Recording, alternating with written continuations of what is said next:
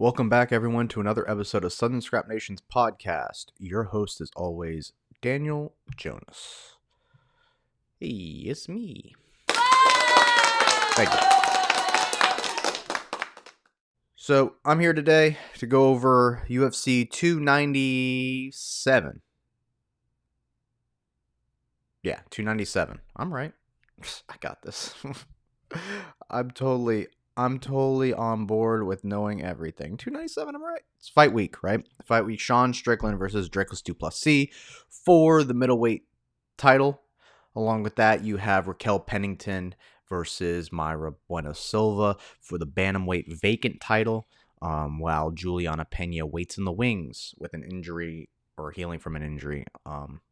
So we got two title fights, and then followed this is 298, which is going to be for the featherweight championship, Volk versus Ila Topuria, followed by 299, Sean O'Malley versus Chito Vera, Miami, Florida.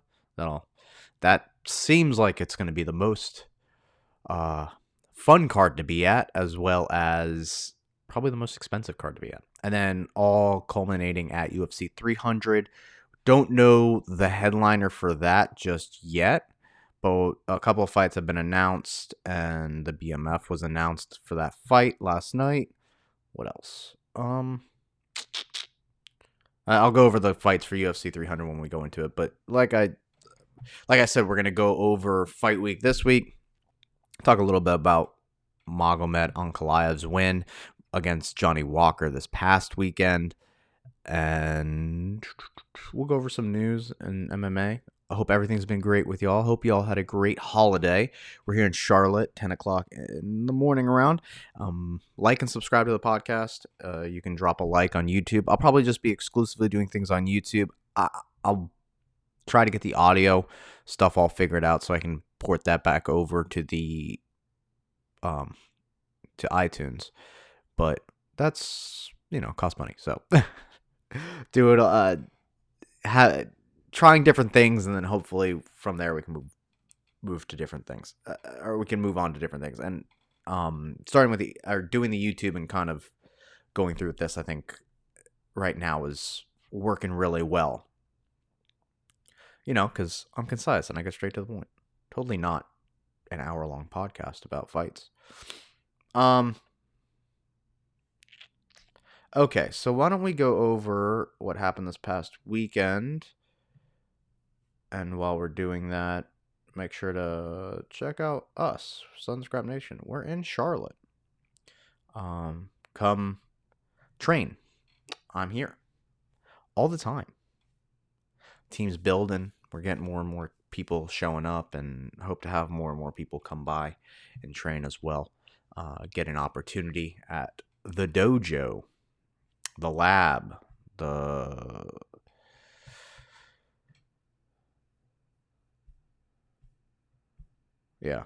all the work, the gym, the lab, the dojo, the bat cave. That's the way I like to look at it. Okay. So this past weekend, we had Johnny Walker versus Magomed Ankalaev. I also didn't talk about the Edwards Covington thing. Just, MMA reporting is very hard. In the sense of not a physical task job either. Like, it's very easy to go to online and figure things out. It's just that fighters are very stoic people, at least the very good ones, and the ones that don't really have an internet personality. So like a Magomed Ankalaev, for example, or just in general, the very big personalities. Is really one right now who's even kind of on the roster, and that's Connor. And so when news comes about, he's really mostly the only person to talk about that transcends just MMA. And then when it comes to MMA news, it's kind of the biggest thing would be the UFC lawsuit, but no journalists talk about it. And I'm not saying I'm a journalist by any means, so that's why for me it's hard for me to find stuff to talk about, because the people on the front lines that are supposed to go ask questions for Dana and stuff, uh, you they don't ask those questions. They ask like, "Oh, today's fight card was awesome. What do you think about this fight?" Or now that this fighter's done, who's next for him? I was just like, I guess that's not really news. The UFC is going through a lawsuit right now, um, and like even going through. Let's see. I'm sure it's supposed to come up, and I love how they're trying to make boxing big again with the whole Ngannou fighting Anthony Joshua, and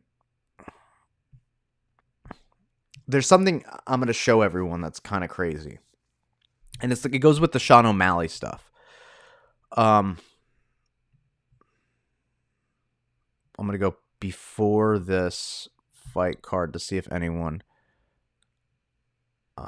And that's the bad thing, is like the UFC lawsuit. The other side is kind of like Mark Hunt's kind of, I think, involved in that, and they make him look out to be like a clown, like not a clown, but make him out to be like, you know what I mean. Actually, you might not know it. They make him look out to be not a conspiracy, but he lost a lawsuit. It's not going his way, and then they kind of bury him in the news with like dumb stuff, like he was offered $1 million to throw a fight. It's like no one's really. That's not what I want to hear from Mark Hunt. I want to hear that what's going on with his lawsuit with the UFC. I was just like, okay. See, no one at MMA fighting is bringing it up, but there were texts between Dana White and and Lorenz Fertitta about John Jones during the time, and you can like he got on a he got into DUI, and he was probably being hard to negotiate with, but those texts that come out, it's like if I find like John Jones now going to business with these guys, unless they've squashed it, and that's why also journalism is hard, is there's a lot of conversations that go on behind closed doors in MMA with Dana and the fighters that no one will ever be privy to. So it is kind of this monopoly aspect of it that makes it a little weird, where you go, this is what's reported. And even if you get to the details, it's like, okay, but did they probably John probably knew about those texts. They probably already cleaned it up and did all the PR safety stuff. And I don't know, they probably squashed that beef a long time ago. So by the time these texts came out, John was like, yeah, I knew about this. Or he probably even knew during the time that they weren't too happy with him. I mean, I'm sure Dana doesn't hide his personality too well. I'm sure Dana was probably furious on the phone or during the meetings. That's why we don't have receipts of the meetings. So how can you get the true story? How can you get the full story of anything? You can just kind of hope that a promoter isn't lying to you, and that a UFC fighter who's got a pretty, sketchy record, hope he's not lying to you. So anyway, Magomed Ankalaev beats Johnny Walker. I'm not surprised, motherfuckers. In that sense, we'll look at the. Give me 1 second. We'll look at the finish, but if you look at the finish, Johnny Walker's got this terrible case of keeping his chin up too high as a really tall, lanky fighter. And being Johnny Walker, it behooves you to tuck your chin and stick behind long, rangy strikes, jabs, lead teeps, and keep the shorter fighter away from you. Johnny's not that guy, though. And there's part of that where it benefits him because he's so awkward, and so he threw an axe kick. I think there's 2 axe kicks that night. And when you fight tall like that, throwing that spinning stuff's great when you have the opponent going backwards and they're shelling up, and they're so concerned about the offense that they don't worry about. They're so concerned about their defense and so worried about your own offense that you can get away with that stuff. But when someone isn't concerned with the things coming back at you, or coming, like, the things coming at them, and they're more concerned about what they're going to throw back at you, that's when you probably shouldn't throw spinning stuff. And when you should stick behind the jab and move forward, tuck the chin, poke him to the belly with the teep, and all these different things that he just doesn't think of. Oh my God. Sorry. Doesn't think about. And he enters range with his chin up. Here, I've got it for us. Look at this. Look at that. So we are going to watch it at breakneck speeds. That's not what I wanted. Playback speed. 0.5. Let's go. Okay, so he takes the kick. He's circling into the power hand also, right? Look at him. He's circling into the power hand. Now he settles. He settles in range. His head and chin's down. I could give a little bit of a break because he just got kicked in the leg, so he probably considers himself in kicking range. That he feels like his hands are right here. If I'm Magomed, I'm like perfect, right? I'm blitzing right hand right here. The fence is right here. It's perfect for me, right? He's going with a round kick as well. Like he's setting up this way. If Magomed's hands are perfect, look at his eyes. They're looking perfect. Johnny's chin right here. Easy. To the point where if I'm Magomed Ankalaev, right hand right now. Which he essentially does. He checks the kick. He makes sure that Johnny can't get away by just pulling his head back, by making contact first, keeping his hand nice and tight to the body so he doesn't overextend and reach with the other one, and just worries about landing that shot. He's making contact. He knows where Johnny's head's at the whole time. Johnny's head is not, he's not tucking his head. He's not trying to get his head underneath the right hand. He's probably worried about the uppercut. But see Johnny's right arm here? He can just protect from the uppercut right there. He should be worried about getting his hips out to the outside, to his right, and circling his head underneath the arm. He doesn't. He wants to pull away straight back.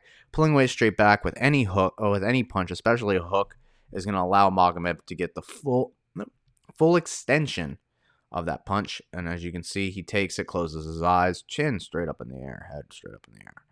Boom. All right. He goes down. He falls like that. No grace. And then easy follow-up shot. Breaks his nose. Boom. Full playback speed because you guys need to see it now. Nope. Keep doing that.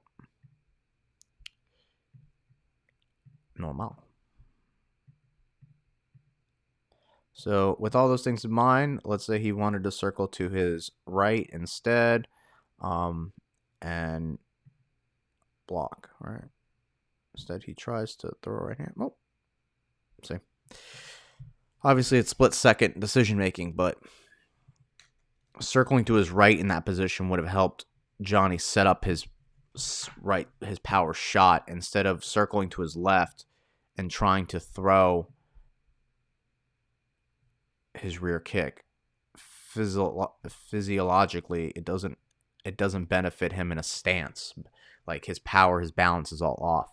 If he was circling this way and through his left side, make a little bit more sense. But instead, he threw his right side. If he wanted to throw his right side as Magomed was pressuring him, his better option would have been to circle to the right. And leg kick, probably not. And right hand, probably so. Magomed is fundamentally technical. It's going to be easy to find knockouts when you're a wrestler, when people are so concerned with that, especially if you're so fundamentally sound upstairs. Like if you engage in the striking and not weather storms, because it wasn't like he was getting a storm of stuff. Like it wasn't like he was hurt or anything like that. It was just if someone throws a lot and really fast and all in one time, You just got to weather it. Once again, not weathering it, but just stand your ground and then pressure forward, put them on their back foot. From then, it's pretty easy, and that's what he did. He circled him into his power hand. I mean, that's striking 101. And Magomed's supposed to be a Dagestani wrestler, right? All right, well, enough on that. Let's get to the Sean Strickland stuff, the fight of the week. Sean says he hasn't watched Israel. Yeah, I was watching this interview. So, Sean, So everyone wants to talk about the next star. Oh no, that's not what I wanted. Everyone wants to talk about the next star in the UFC.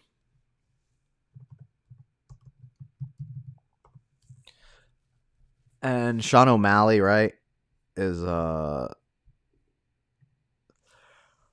he's been Sean O'Malley is one of those guys that gets talked about, but I think his numbers came out recently for his latest pay-per-view, and they've not been great. Let me take a look at that.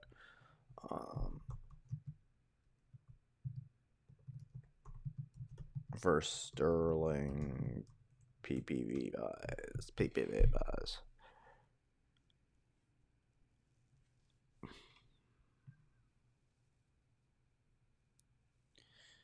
Former double champion. Well, that.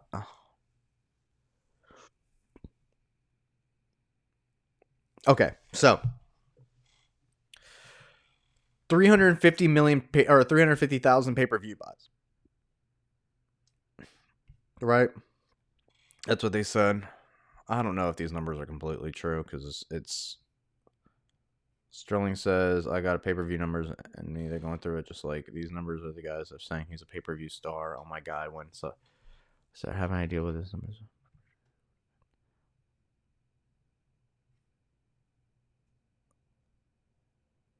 Yeah, so he didn't take it because or he took it. He should have. He said he should have waited because the numbers weren't like what he thought he was going to get. So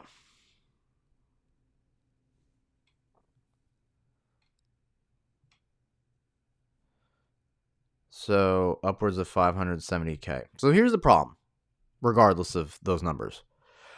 When it comes to pay-per-views, those numbers are kind of abysmal anyways. In the pay-per-view landscape, if you're trying to sell pay-per-views, 500 is not what you want regardless. So here's the problem. Sean O'Malley is a star in his own sense, but I think he's a star in his own fan base. His fan base are younger cats that, they like him. I'm probably in that category of people that like Sean O'Malley, like the demographic of people. We don't buy pay-per-views, and if we do, we buy them in a group of like 3 or 4 people. So one pay-per-view for a household of 3 or 4 people watching. And then everybody else, you know what they do. They put their pirate hats on, they sail the 7 seas of the internet, and they plunder for every UFC event. And that's what it's going to be. It's funny how pirating is always a thing that's been around and will always continue to be around. Because pay-per-view models like this are in their own a predatory practice, right? You're asking people to pay exorbitant amounts of money every year in a subscription platform. On top of that, pay $80 for an event that honestly not worth the $80 ever and hasn't been in a very long time. When you used to put out quality content like a Conor McGregor fight, so we know where the potential is, and then you want to sell us watered down product. And that's because of what I've always complained about, and that's the oversaturation of MMA, where you get it every weekend. Great, awesome, love it. But it's a yearly long sport. What makes NFL, even though you get the NFL every weekend, so great is that you take time off from the NFL. There's a season. Football, all right, NFL, for those that watch overseas. American football.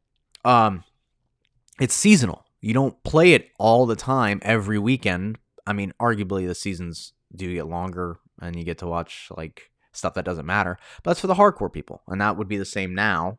But the problem is it's year long all the time. You take certain breaks at the end of the year, like a 2-week break or whatnot, but it's not enough.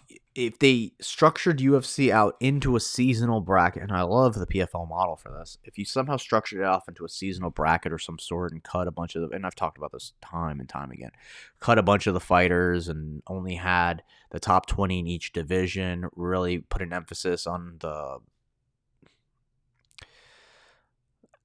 like the pedigree of them. Like if you're a top 20 UFC fighter, you were literally the best MMA fighters in the world, point blank period, fight in for the... Anyway, I've talked about this at length.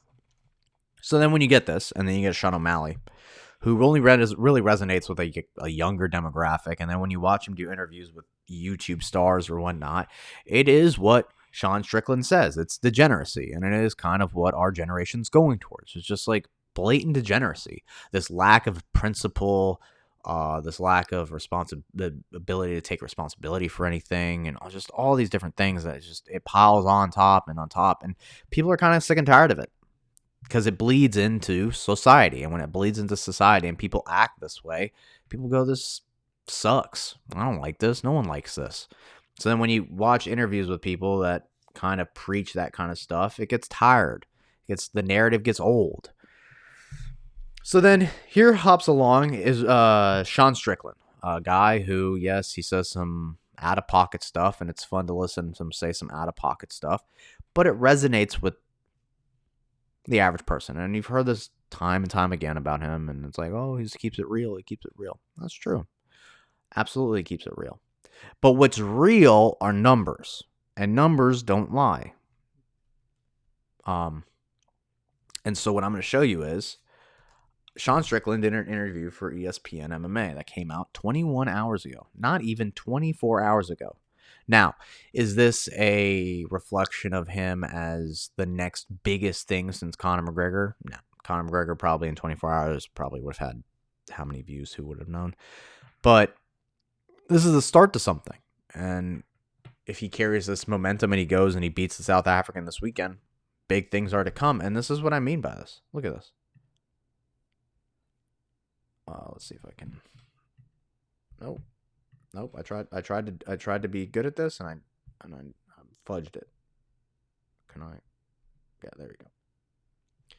Dricus to Plessis, 127K.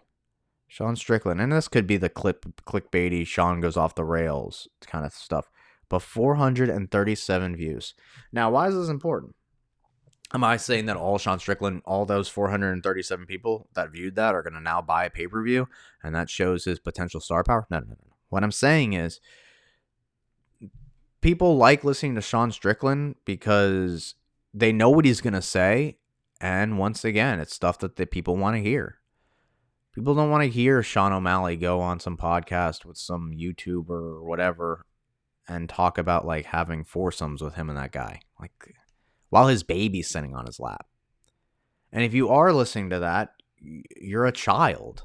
Like, who wants to talk about that stuff? Who gives a fuck? Who fucks who? Get an opinion.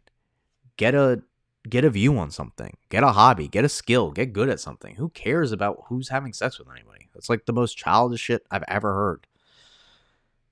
And it's just...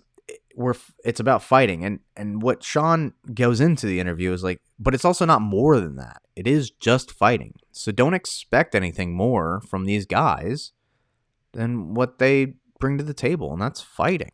That's what they do. They fight. Some of them play video games or whatever. Some of them have other hobbies, but as far as when it comes to interviews and stuff and whatever, it's not that he's going off the rails. It's not that he's woke or any of this kind of stuff. Like, oh, look at the timestamps. Perfect. They have timestamps for us.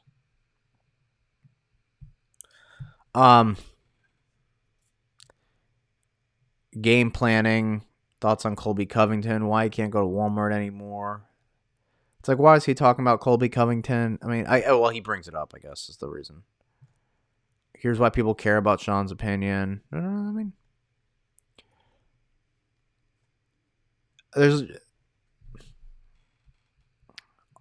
vice versa. Let's see what Dricus's thing says actually. No thanks, I'm okay. Robert Whittaker fight, Sean Strickland's win, fighting in Toronto, UFC in South Africa. Wouldn't it just be MMA in South Africa? Time in the UFC. Huh. I mean, these are pretty good. These are pretty good questions. It's crazy. 127,000 views. These are pretty good questions too. I mean, Megan Levy is the GOAT as far as when it comes to commentators in my mind and interviewers and people like UFC personalities. Go Megan Levy, top 2, top 3 for me. Let's see. Yeah, so I guess going to the morning report and stuff. He doesn't watch his fights. Yeah, he doesn't. Yeah, this is the kind of stuff that I'm talking about. I actually haven't watched my fights yet. I don't watch fights. No, I don't watch my opponents. Low self-esteem, you know. I relate, dude. I hate watching my own stuff. I hate it. Absolutely hate it. I think I'm the worst at whatever I do. It's the worst. But people, it's so relatable. Like, if you don't feel that way, then I don't know how you get good at stuff. Like, thinking that you're the best at everything that you do is wild, in my opinion. I mean, it's good to have confidence, but like, have room to learn, have room to get better. Obviously, it's probably not healthy to like disparage yourself, but but use it. You know, you have to motivate yourself. You have to have some reason to get better. And if everyone's just around you going, "You're the best, and it starts bleeding into your own psyche. Ronda Rousey going, I could beat Kane in a heavyweight fight.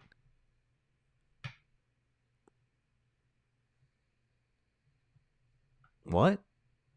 There's videos of you rolling with Gegard Mousasi and he did whatever he wanted to you. What are you talking about? It's just certain stuff like that. It's like, it's good to have. It's really important to be grounded. It really is. Mentally.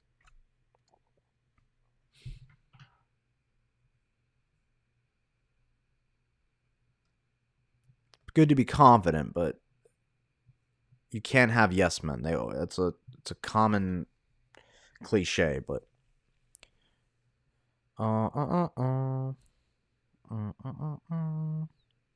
this stuff is the stuff I don't like. Because people don't know this. Sean's like, well, actually, I'm sure people do know this, but probably base level, like shallow level of this. Sean is very stoic. Like, he is the epitome of stoicism, whether or not he wants to,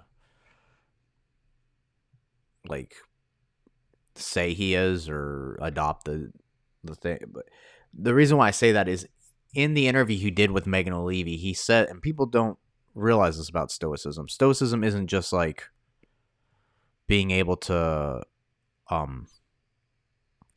compartmentalize your emotions and be able to rationalize thought and stuff. What it also is at the base of it is understanding and accepting the philosophy of fate, and that there is such thing as fate, and whatever fate is written, that's what's written for you, and whatever it is, and there's nothing you can do about it.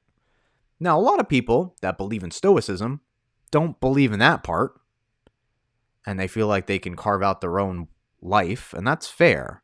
But part of stoicism is the fact that you have to accept fate, and whatever fate is bestowed upon you, that's what happens. There is no changing that.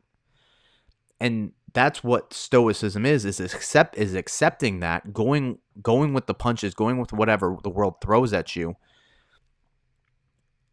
and just addressing it and never getting upset, never getting overcome and overwhelmed by it. But the underlying fact is, it's fate. So whatever it's written for you is what's written for you. There's no changing. And if you want to believe in stoicism, then believe in stoicism. That's fine. But it's like saying jack of all trades, but not knowing the rest of the sentence. Jack of all trades, master of none. Right? So Right. Right. Uh, it was in the interview. I don't know if he talks about it. I don't know if I can get into here, but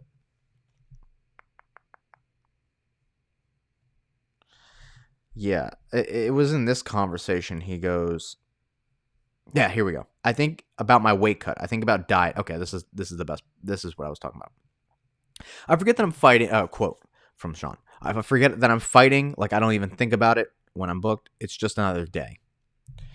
As the champion, certain media obligations, despite fighting at welterweight, firmly comes to a 6'1" frame at 185 pounds. And even fought as high as light heavyweight last year in terms of specific. Okay, I think that about my weight cut. I think about dieting. Sean said. At the end of the day, it's in the hands of God. No matter what I do, no matter how much I think about it, it ain't changing. The outcome ain't changing. I could go sit up on a rock like fucking Karate Kid and get a Miyagi and think about it and dwell about it and mentally get in the zone. But the outcome ain't changing. Enjoy life. Go eat a fucking cheeseburger. Be happy. Just when it comes, it comes. So that's the point I'm talking about. He's at peace with that. And a lot of fighters suffer the other side of it. And I don't know which side is right, to be honest. I don't know the best way to go about anything, right? I'm a human being born on this earth just like everybody else, and everyone's got their own blueprint. You know, I started a martial arts academy and hoping that that's what, I mean, I have a gut feeling that's my path in life, right? That's my gut feeling. So for anyone else to say, no, I think you're set to do this is like, okay, well, did you feel my gut feeling? That may be your blueprint. But everyone's got their own blueprint. So to say that anything's right and 100% is ignorant of me. And like, that's crazy.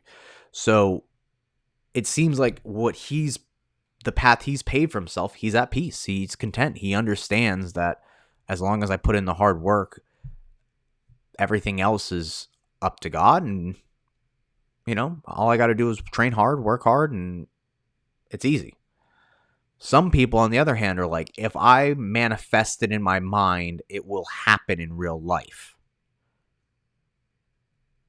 Sometimes it works. Sometimes it doesn't. When I watch Sean O'Malley, you know, knock out Aljo perfectly, get in front of the cameras, like hold it together. I think in itself, that's a form of stoicism. And maybe in his mind, that's what he believes his fate is.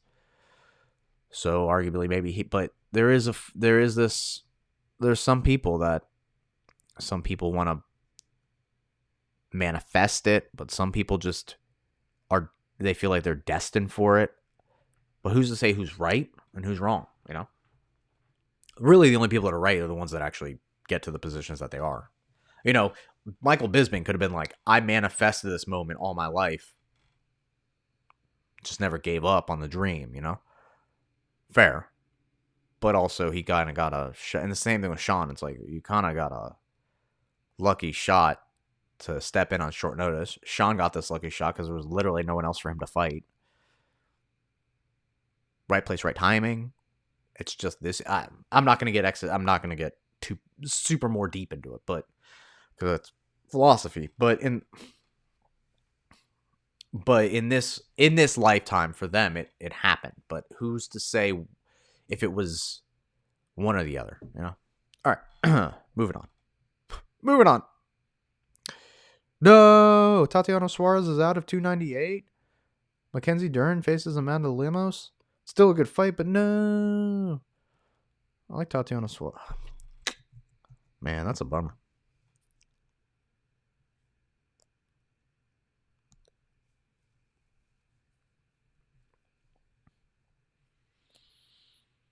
Dominic Cruz replaces Joe Rogan on broadcast team for 297. It's in Canada. It's not replacing Joe Rogan. Joe Rogan doesn't do fights outside of the United States. He said this on his podcast years and years ago. Cool. I'm glad we got that. I'm glad we can have this conversation for the umpteenth time about this. It's wild that people are just like, oh my god, Dominic Cruz. It's like, no, this is lazy commentary.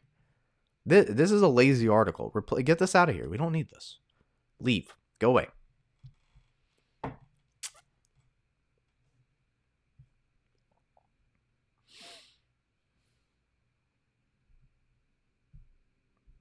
Why would this fight happen? Why would Matt Brown fight Jim Miller? One's a 155er, one's a 170er. And it's one of those, like, if Jim Miller then cut, he'd be a 145er. And if Matt Brown cut, he'd be a 155er. What are we talking about? Once again, bad. Get this out of here.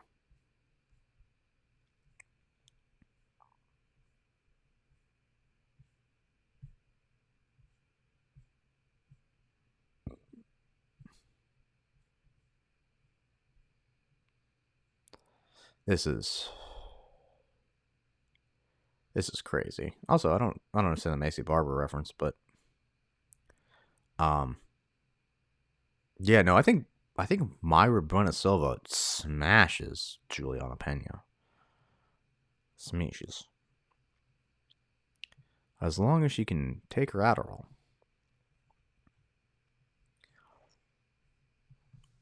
Yeah, okay, so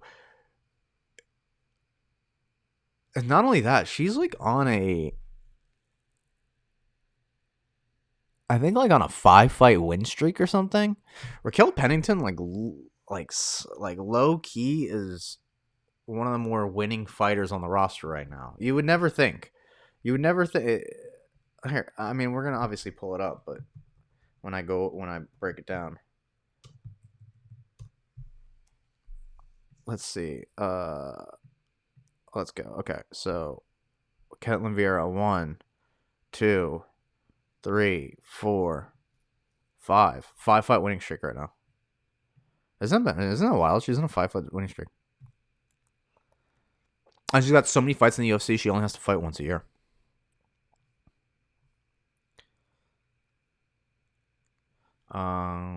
First fight in a sold out already on my all fighters.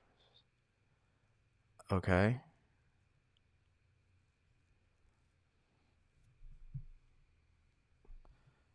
What?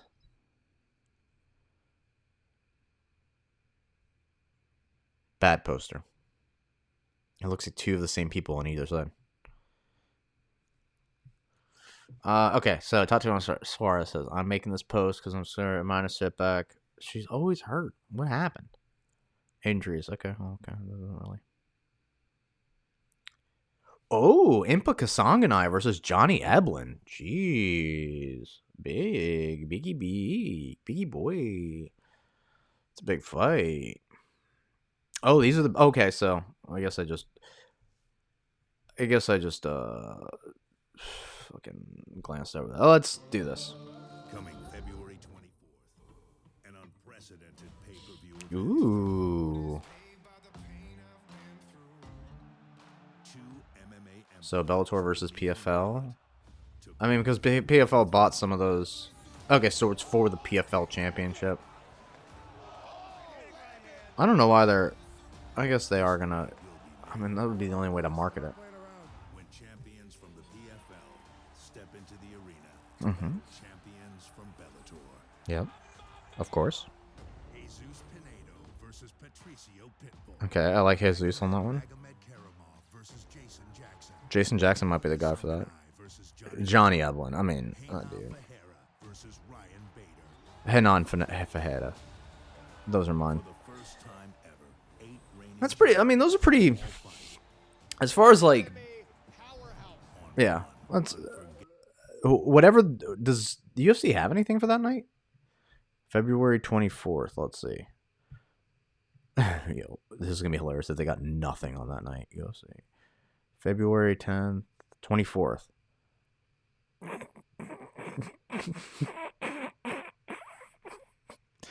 Yo, you're gonna sell people a rematch? Are you out of your mind? Okay, I mean, this is fine. Okay.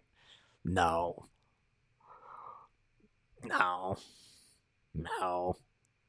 No. No. I mean, there's some good fights on here, but dude. Guys, February 24th might be PFL Fight Week. Yeah, Saturday, UFC, or Saturday, February 24th, PFL Fight Week. Clarissa Shields fighting. Clay Collard versus AJ McKee. Thiago Santos versus Yoel Romero. Vadim Nemkov versus Bruno Capoloza. Man, sorry. Sorry. February 24th, I guess I'm doing a breakdown show of the PFL versus Bellator. You guys don't get to see this part. I get to make my picks. Ooh, this is a hard one. At least not the first part, but the second part. I'm going to go...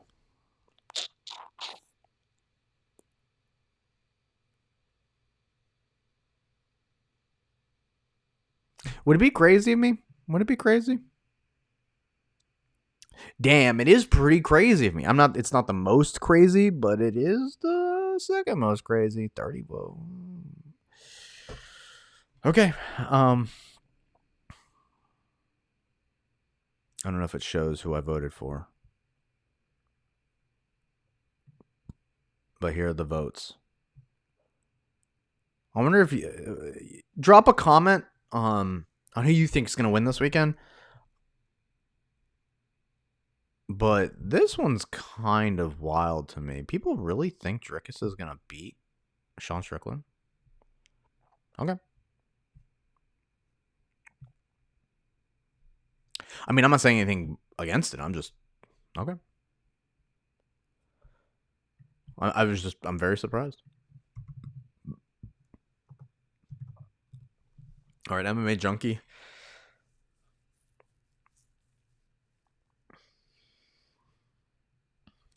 We'll talk about this before we get into breakdown. You'll see.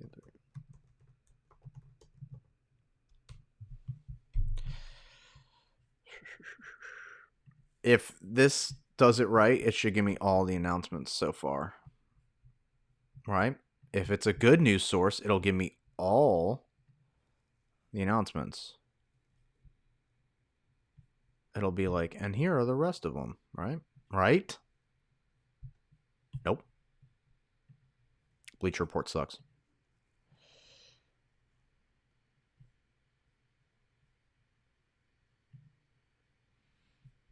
Okay. So I'll go through all of them and break them down. Not break them down, but I'll go through all of them. So, okay. So he announced on UFC, the first matchups he announced for UFC 300, which is going to take place April 13th. Probably Las Vegas. Yeah. T-Mobile Arena, Las Vegas. Bro, this fight card sucks. Connor's not fighting till International Fight Week, so yay! You want to talk about not a million pay-per-view buys? Not this fight card. Context, because I have to do this every time to remind y'all. You must have forgot. Top selling pay-per-views UFC all time. When this come out, 2023. It's the most recent. Not most recent, but so you guys can see.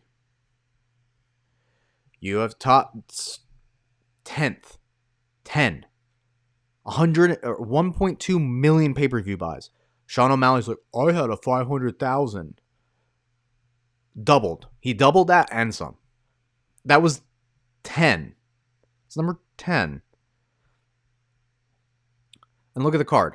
Chris Weidman, Luke Rockhold, Yoel Romero versus Ryan. Like, this was a okay fight card. Looking back at it. 9. Usman versus Masvidal. Why Masvidal? Look at the fight card. I mean, it was all right. It was good, but it's better than the first one. This one, big. 1.3. This one was a good fight card. At the time, this was a very fantastic fight card. 1.35. This one was bad. This one was so bad, and it was number 7. The first one, 1.5. Great 2 upsets of that night. Lesnar. This was UFC 100. UFC 100. UFC 300. We're now 200 more is not going to do 1.6 million pay-per-view buys. And not only is it not going to do 1.6 million pay-per-view buys, it's not going to have John Jones on the card. It's not going to have Michael Bisping versus Dan Henderson. It's not going to have George St. Pierre. Like, at the time, this was huge. And we have some good... I mean, talent-wise now, it would be impossible to go back in time and be like, these guys are better than these. No.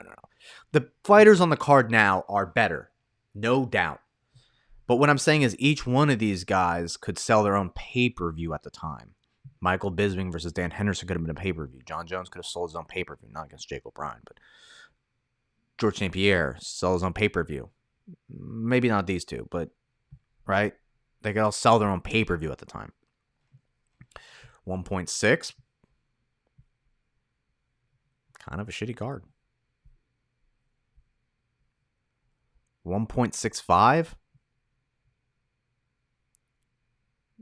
Shitty card. Not gonna lie, not a great card. 1.9 or 1.8. Better card. Much better card. Look at this. This is a good card.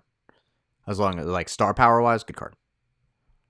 At 1.1, Khabib and Conor, 2.4. But see how Khabib was in it, but he's not on any of the other ones. And this fight card was, besides this one, I didn't even realize this was on the card. But these fights were fantastic. So that just goes to show you. So going into UFC 300, just with, let's bring up UFC 100 as a comparison. Jiri Prochazka, these are probably going to be prelims. Jiri Prochazka versus Alexander Rakic, light heavyweight top contenders. It's good. Aljamain Sterling versus Calvin Kattar. Good. Top contenders in featherweight. Good. I don't know if they're top 5 though. So does it really do anything for anything? That's my problem with that fight, is like, it doesn't really shake anything up. It's just kind of like, okay, now Aljo's in the rankings. And he's probably going to be right under Calvin Kattar even if he beats him. Bo Nickel versus Cody Brundage. I could give 2 fucks about that fight. I don't care about Bo Nickel because there are 2 fighters in the middleweight division that are way more of rising stars than this guy. And once again, does he sell a pay-per-view by himself? No. Does he do even a fight night by himself? No. Bo Nickel versus Ikram Aliskerov. Bo Nickel versus Roman Kopylov. They're literally so close in the rankings that, oh, well, I'm just going to kill off that talent. No, you just put Roman Kopylov and Ikram Aliskerov into the positions that they deserve with eyes on them. Enough of this pushing some dude that, like, he's 5-0 and I'm like, he's not done anything for me to be like, oh man, he kneed a guy in the balls, took him down and submitted him. Not that he kneed him intentionally, but it was just so much nervous energy that he didn't watch his shot, and then the guy wasn't recovered. So not to say he submitted him. So it's like, but he rushed it, and then the fight after that, it was a late replacement, and he knocked him out. Okay, good for him. And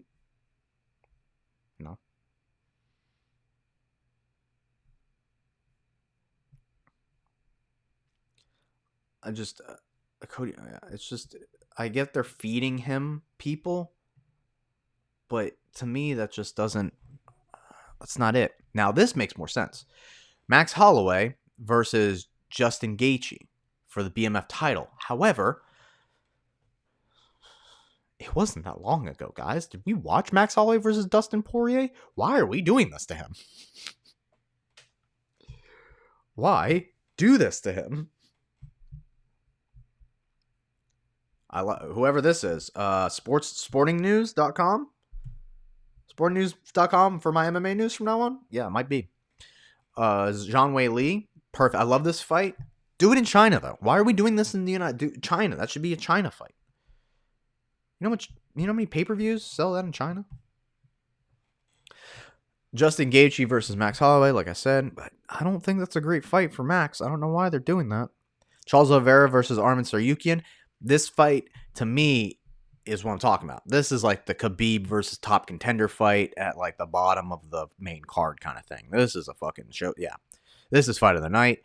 Also, high potential for Charles Oliveira to upset Tsarukyan. Tsarukyan is very good, but this is the kind of fight for Charles.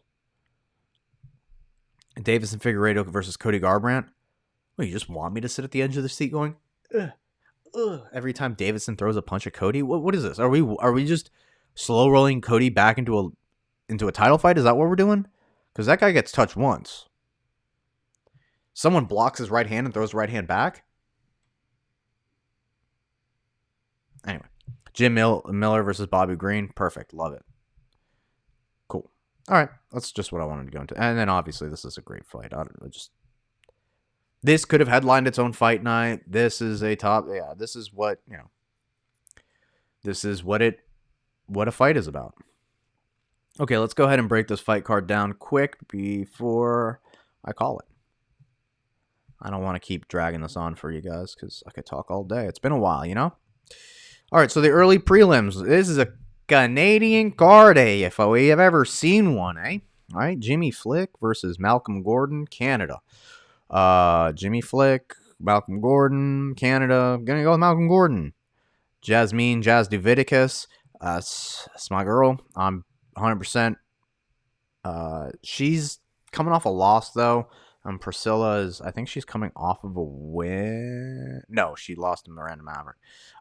Yeah, Jasmine. I'm always going to go with Jasmine. Johan Lenice versus Sam Patterson. Sam Patterson's last loss was to us. So these guys are... He's coming off of a loss. And so is Johan. But Johan's coming off of like 2 losses. But he just lost to Mike Malott. Not a crazy person to lose to. Loss, win, loss. I'm going to go Johan with that one. Just more experience against top contenders, which we'll see later. Poliana Viana versus Jillian Roberts. I'm going to go Poliana Viana. Just because whereas Jillian Roberts' submission specialty comes in, kind of gets... No, wait. I'm thinking of the other girl. But I still think Poliana wins. I was thinking of she just fought Princess of Violence, Queen of Ariana Lipsky. She does her submissions are nasty. So I was like, oh, she's not going to get Jillian. Anyway, Poliana Viana still, because her stand-ups become incredible. She works with the Shuto Box people now. I think it's going to be very hard for Jillian to take her down. If she does, she's working with literally Charles Oliveira. So also good IG follow. Bantamweight, Seti versus Ramon Taveras. These are both, I'm assuming, Dana White Contender Series. 1-1. Where are these guys from? I'm going to go with the Ukrainian dude because the mentality to fight for something else besides yourself right now is high with the Ukrainians. Just saying. Sean Woodson versus Charles Jourdain. This one's a tough one for Charles. Sean Woodson is a very awkward guy, but I think Charles's technicality in striking and his tactical proficiency in it and his ability to get finishes and push the pace and not get discouraged by stuff is going to actually allow him to push Sean Woodson back and not let Sean Woodson fight the length he wants to. So I think Sean or I think Charles Jourdain, even though he doesn't have as long of a reach, I feel like he's going to still fight from the outside and be the longer fighter. Yeah, almost a 10-inch reach advantage. I think Charles Jourdain's so good with his footwork and everything that he's going to still... I mean, he takes shots. All right, I'm sure that's like the absorb per minute 4.1, but it's pretty even. Defense is still higher. He fires at a higher clip. Like that's what I'm saying. Grappling, takedowns on average, his takedown accuracy is high. He's got a higher takedown, but it's perfect. It's more people the people he's fought too. I just think that's why. Brad Katona versus Garrett Armfield. Brad Katona is a motherfucker, I will say. It's gonna be a decision. If Brad wins this, it's a decision. This is like not fun this is gonna be a long grappling inducing fight. But 15-2 is nothing to scoff at. Let's see this dude's lands per minute 5, significant strikes. He absorbs, wins by. Oh, he's got a lot of KO wins. Oh, okay. Okay. Well, grappling, takedown, defense, 75.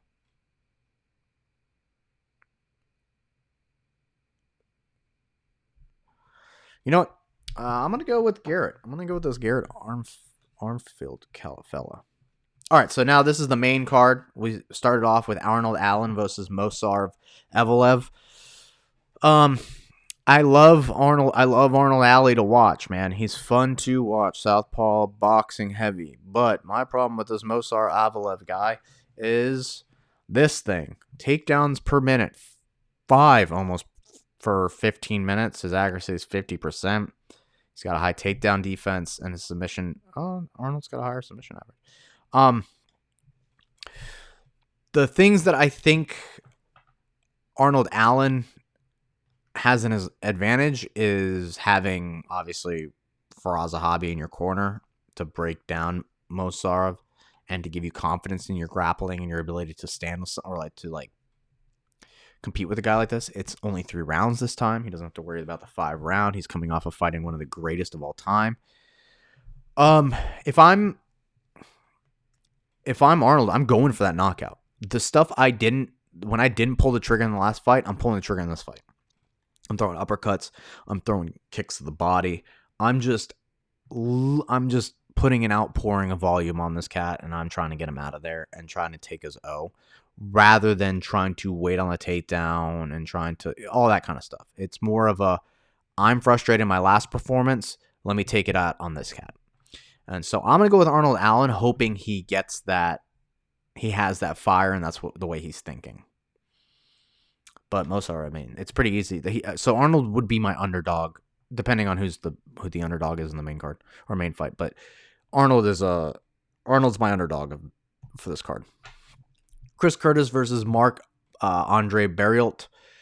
As much as Marc-Andre Barriault is the Canadian coming to fight, he's from Killcliff. He trains in Florida. Chris Curtis fighting on the card because Sean Strickland. You are my best friend.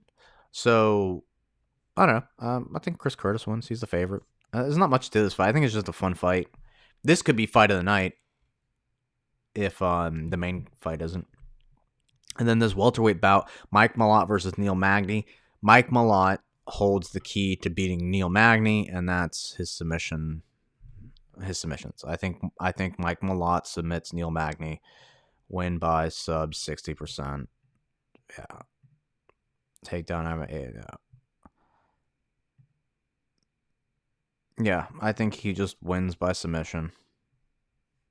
That's the easiest one for me to break down. Just does Neil Magny stuff his takedown for 3 rounds and stuffs his takedown for 3 rounds and point fights Mike Malott. If this was 5 years ago, probably. But Neil Magny's not the same guy anymore. You know, does he have his age? I don't think they have their age anymore. They don't have their age, do they? It's crazy they don't put their age.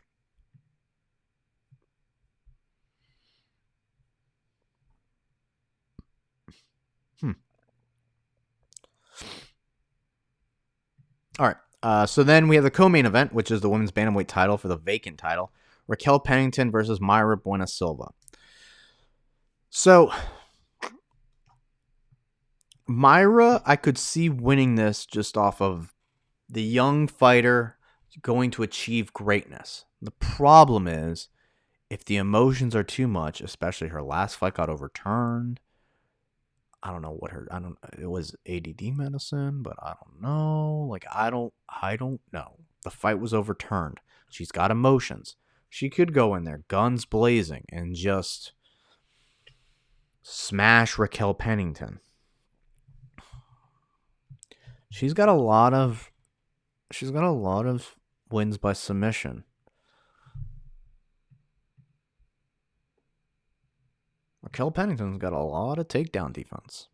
I think Raquel Pennington beats her over 5 rounds. I think she shuts Mayra Bueno Silva down for the first 2 when she's full of her, when she's full of the gas, when she's ready to go, young. And I think she weathers the shot. And it may not be a long title reign, but I think this is just Raquel Pennington's matchup made in heaven for her to win the title. I think she beats Mayra Bueno Silva. She probably doesn't get past Juliana Pena, and then Mayra eventually fights Juliana, and then that's how she gets the title. But I think this makes the most sense. I think Raquel stuffs Mayra's attempts, and then just leans on being a veteran for 5 rounds, being there, fighting 5 rounds, and then just takes her to deep water. She also doesn't fight that often. Her last fight, she won, right? Obviously she won her last fight when I think she submitted. I don't know. It was I don't think it was a long fight. But anyway, yeah, I think upset. Upset of the night, Raquel Pennington. All right, and then no, Sean's the champ, and he's the favorite, so that makes sense. Yeah, I think Sean wins. Hands down, point blank, period. I understand Du Plessis has that ability to knock a guy out because he's unorthodox. Like the Trevin Giles fight, when he fought Trevin Giles and he hits him with a strike. And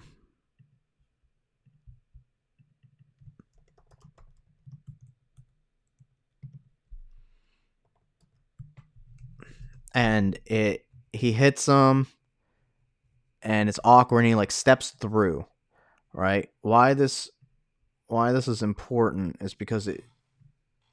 Okay, so wait, how do I watch this again? I don't.